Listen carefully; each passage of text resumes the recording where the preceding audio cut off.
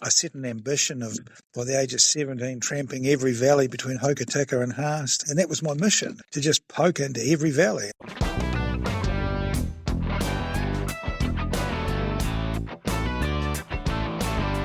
Kia ora, and welcome to The Tramping Life, a podcast about hiking in Aotearoa, New Zealand, or as we call it here, tramping.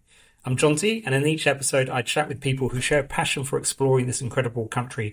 We'll hear about the tracks they love, the huts they return to, the lessons they've learned, and what keeps them heading back into the bush. My guest today is Lou Sanson, the former Director General of the Department of Conservation. Under his leadership, access to our tracks, huts and national parks expanded, and he worked hard to balance the needs of recreation with the protection of our unique environment. Lou has spent a lifetime connected to the outdoors, and I'm delighted to welcome him to the podcast. Hello, Lou. Good afternoon, Johnny. Great to be with you. Thank you very much for your time. We'll start with your background and beginnings. Give us a bit of a flavour of where you grew up and what are some of your earliest memories of being outdoors? Yes, I grew up in Hokitika.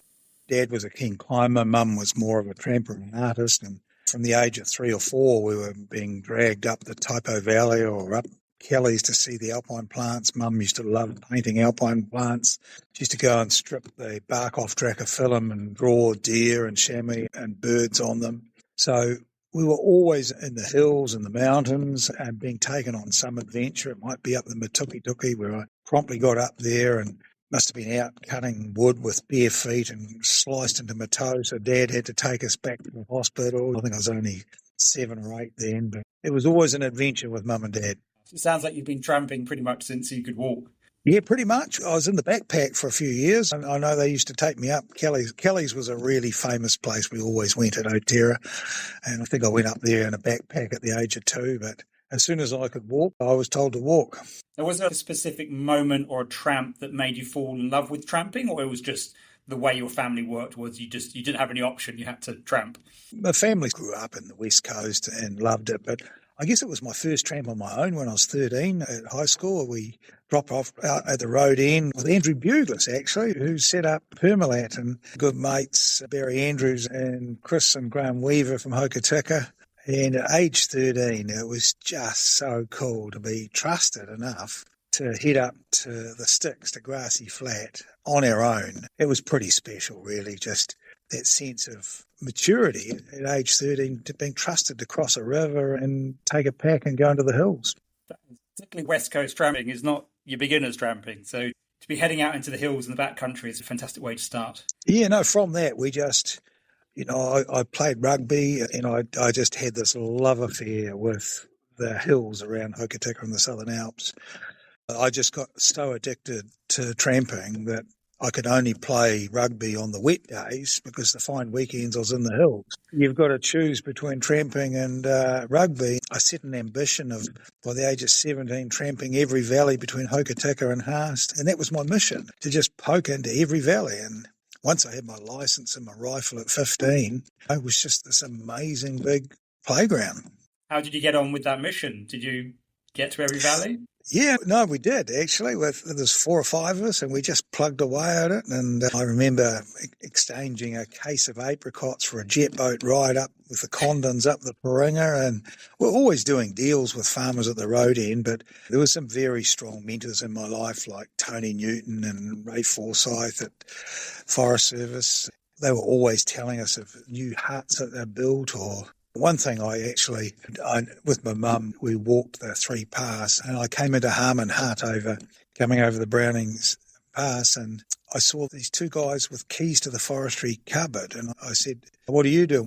One was a colour, a guy Ray Henderson. One was a forestry guy, a guy Don Reed. And I just said at that moment, I think I was only 14, I said, that's what I want to be when I grow up, because they had the keys to the forestry cupboard. And that's what really influenced my career, is how do I get a job that I don't have to carry these heavy packs around and I can eat the food out of the forestry cupboard. So that was my ambition, to have an environment, a life, a work job that actually enabled that. You're pretty successful in that.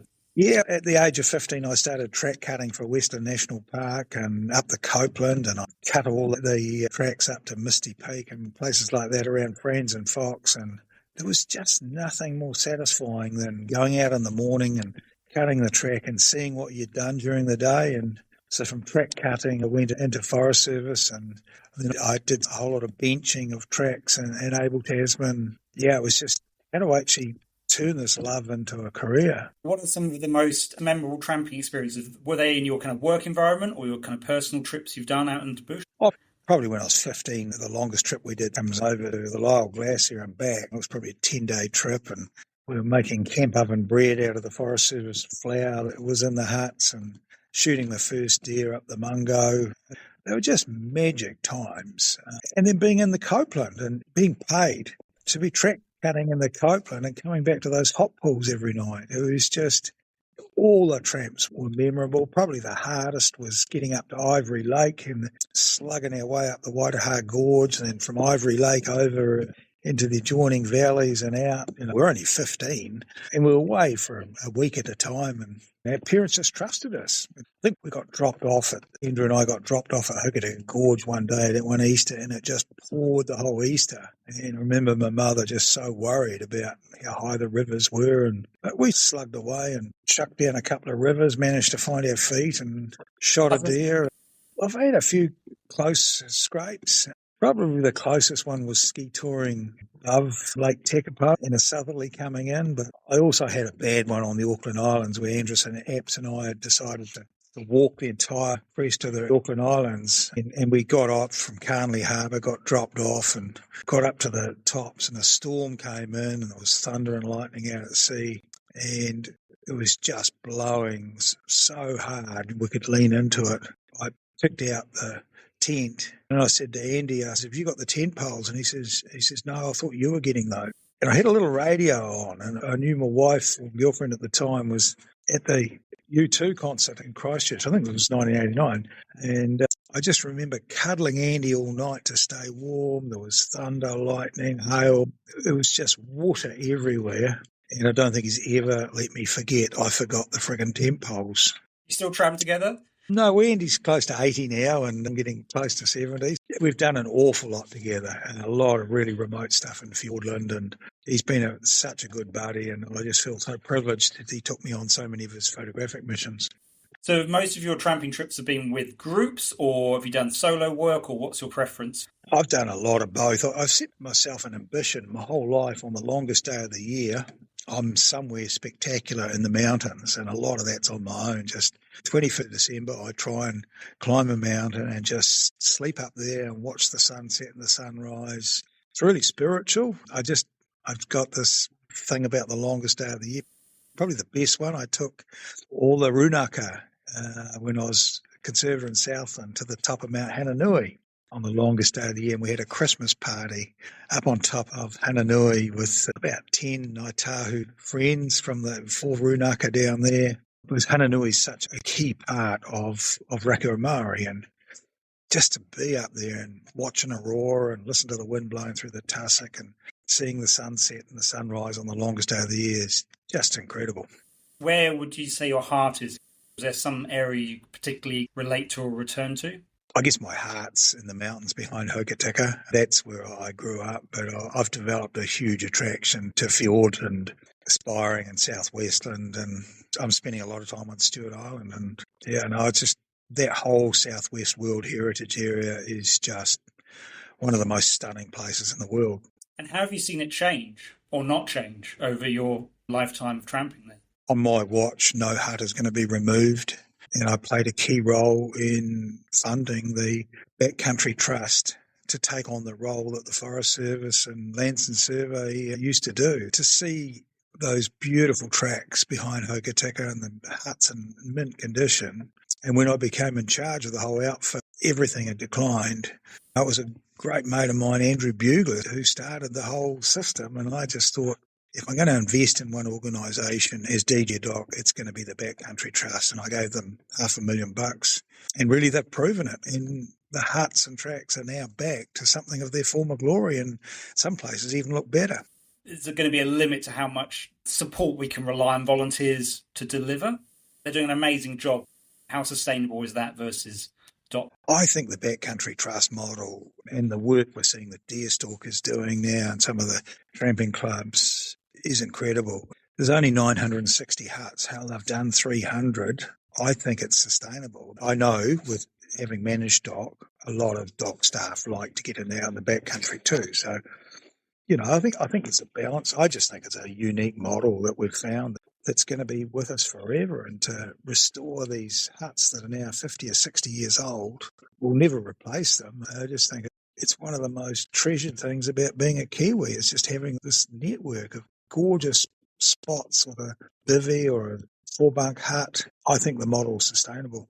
It's been apparent over recent years that trade-off between the tourism or travel experience versus more purist tramping in the backcountry. If you've got any thoughts on that model and how you balance the commerciality side. Yeah, and I think Instagram has really created that. And when you look at Brewster Hut and the Mount Brown Hut and all these huts that you just felt you could wander up and grab a bed and no longer there's a bed there and having to go to the booking system.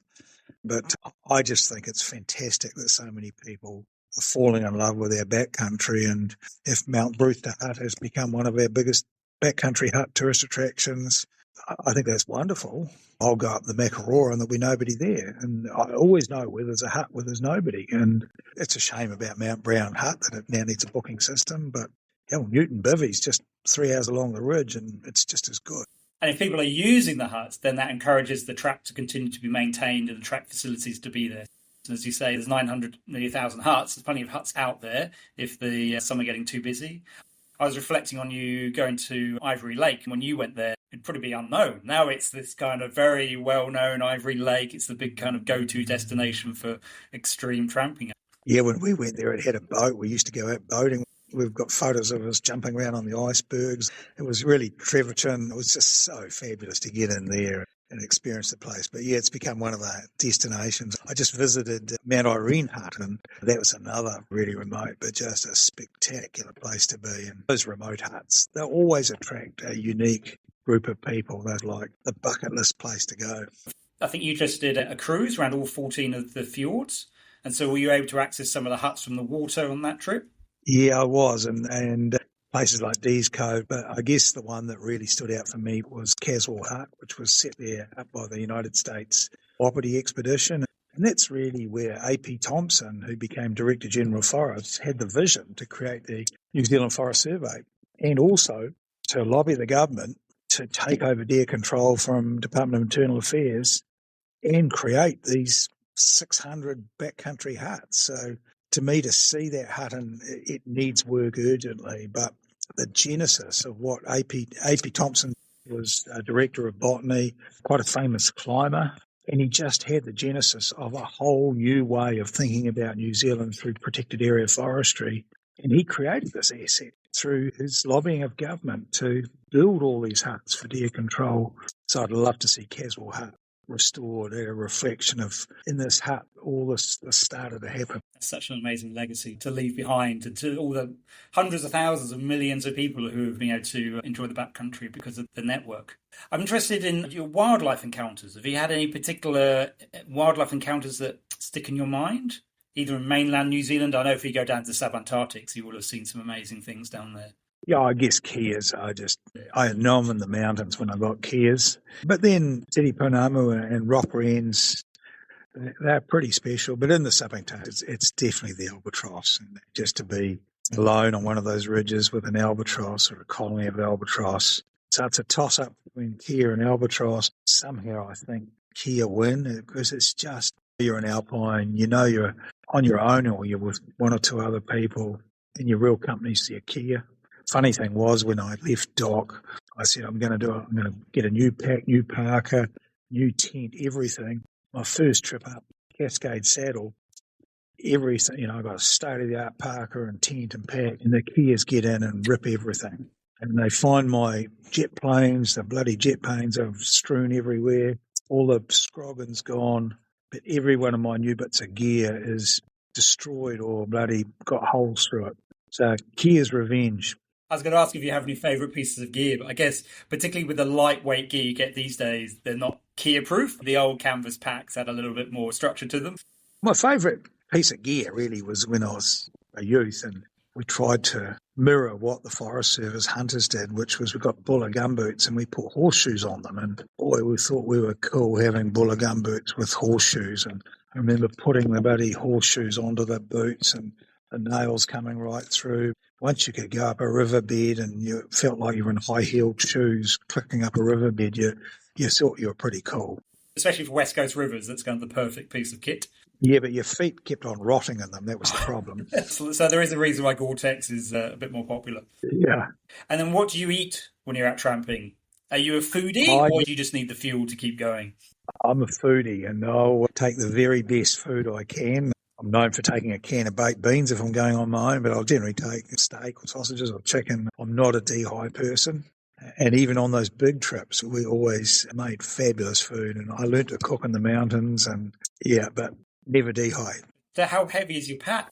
Must be a few kgs heavier than the others. Oh, when I was young, the packs were, 20, 25 kilo. Now I max out at 15 and try and do 10. Especially the knees. Yeah, things get harder as you get a bit older. And there's obviously, I don't know who was responsible. One of you was responsible for forgetting the tent pegs. But are there any other essential items that you've forgotten whilst out tramping that you had to improvise a solution? Yeah, there was a bloody embarrassing moment. We flew into Bevan Saddle and ski toured across Aspiring and over into the head of the Waitoto. And there was a bit of a mix-up with the helicopters when we got and we walked out. And I got into Colin Todd Hut and I think I said to somebody, did anybody get my parka out of the other car? And the other guy said, no, I think it's still in the boot. And I go, oh no, I'm up on crossing the Bona with no parka. But I managed, it was a bit of a blizzard and we had a remarkable woman, Jacinda Amy, who did the shark attack rescue on Campbell Island. And she was bloody good with a GPS and here was me whistling across in a plastic bag. But yeah, it was embarrassing, but we got through it. But the moral of the story is when there's two helicopters and you make sure you've got everything, you don't rely on somebody else. That's when tramping solo is in some ways easier because you just rely on yourself. There's no misunderstanding. Yeah, I think there was about 6 of us and I was in charge of the food and making sure the food and everything got on the right helicopter and left my parka. So have you made any kind of unexpected friendships whilst tramping, like people you've met on the track? Oh, yeah, I'm always meeting fascinating people. On the Dusky recently, I met a couple who own an amazing vineyard in Gisborne, and you just meet incredible people. And some of them become friends, some of them become acquaintances. You push Facebook, you follow them. I just love seeing backcountry huts and hunting and tramping. Those social media sites, to me, they're a thrill to sit and look at them and think, that's where I want to go next. Have you ever been onto the Hut Bagger website and worked out how many huts you've bagged? Yeah, I had a go, and that was one of my goals when I stopped being DG. I'd whack another 50 huts on. I've probably done another 20, not 50. I think I've done 400, but nothing like some of the people that are on that list. It's quite crazy. It became more of a gamification as well. So in the old days, it was a bit harder to keep track, but now there's, how many you've been to and these ones you need to go to, and people do special tramps just to see how many kind of huts they can bag in one trip. Presumably in the old days, you had your compass and you had your map. How do you navigate these days when you tramp? Oh, it is amazing having topo GPS. And everything's changed, and you can see the distance, the time to the next hut. Everything's changed with cell phones. But before it was just maps. And we became really good at reading maps. We used to use aerial photos. Tony Newton at the Forest Service would build photos and we'd get copies of them done. You had your own version of Google Maps with the aerial photo? Yeah, we did. We used to laminate these black and white photos taken by, I can't remember the company that did it, and work out ridges and where we could go. And yeah, it was pre-Google Maps, all right. I can tell from your Facebook pages. You're well-travelled. You've hiked obviously lots here in New Zealand and overseas. Are there things that you've seen overseas that you think we could be doing in New Zealand that you think is good practice? I spend every year in Patagonia and I saw what they did with differential hut fees over there and I brought that back. I like what they're doing with entry fees, which is for me to go into Los Glaciers National Park in Argentina or to Fitzroy is $60. If I'm an Argentinian national, it's 30, and if I'm from the province, it's 15. I just think And they've got a really simple system. You just got to give your address and postcode, and if you stumble on that, they charge you full. So they've got some pretty good systems. Their huts and their tracks are probably not as good as New Zealand. Remember the toilet facilities being pretty basic. Yeah, the toilet facilities. The country that's absolutely nailed it for tracks and facilities is Niue. And it's just, they're all short walks, but boy, they've done a good job. They've got great interpretation. They've got showers. They've got toilets. It's a whole step up from New Zealand, but what a master stroke of how they've treated their track system to be part of the key visitor attraction for Niue. But yeah, I guess in Nepal, it's the tea houses, we just don't have that in New Zealand. Going up to Everest Base Camp or around Annapurna and staying in tea houses. And it's quite a different form of tramping. But my love affair is really in Patagonia and those extreme mountain landscapes and just taking a tent and sleeping in some of the most attractive country in the world. Is there a work connection there, or you just love the landscape and so you keep returning?